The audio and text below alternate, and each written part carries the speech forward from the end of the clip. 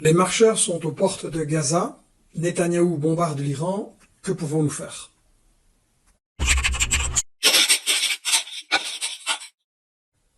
Voilà ce que m'écrit ce matin mon camarade José, membre du collectif Test Média.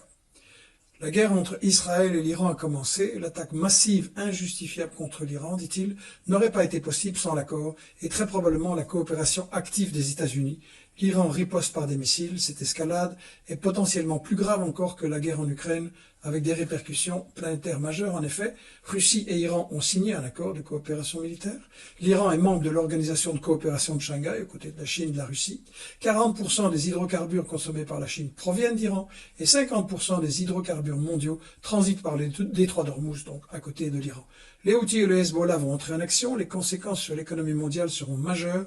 Tous les ingrédients d'une déflagration globale sont réunis par le jeu des alliances militaires comme en 1914.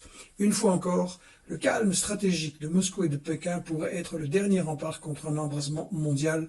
Que Netanyahou et sa clique soient maudits, comme les néoconservateurs de Washington dont la folie guerrière risque de précipiter l'humanité dans une nouvelle guerre mondiale. Depuis 40 ans, ils font la guerre partout sur Terre, déstabilisent des régions entières, causent la mort de millions, et tout ça pour des objectifs insensés qui finissent toujours en catastrophe.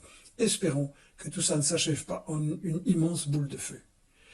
José a 100% raison, je suis 100% d'accord. La première chose à comprendre, c'est qu'il s'agit bien d'une guerre de tout l'Occident colonial, oui, toujours colonial, contre Gaza, contre l'Iran, contre tous les peuples du Moyen-Orient.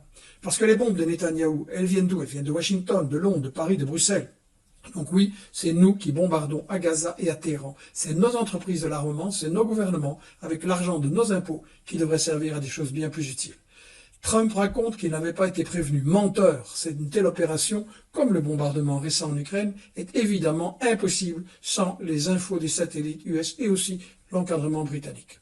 Dites-le autour de vous, c'est nous qui bombardons les enfants de Gaza, c'est nous qui provoquons l'Iran, c'est nous, enfin nos dirigeants, qui entraînons le monde sur une voie épouvantablement dangereuse. Pour arrêter cette folie meurtrière, il n'y aura que nous, notre action individuelle, quotidienne, tout de suite dans la bataille de l'info.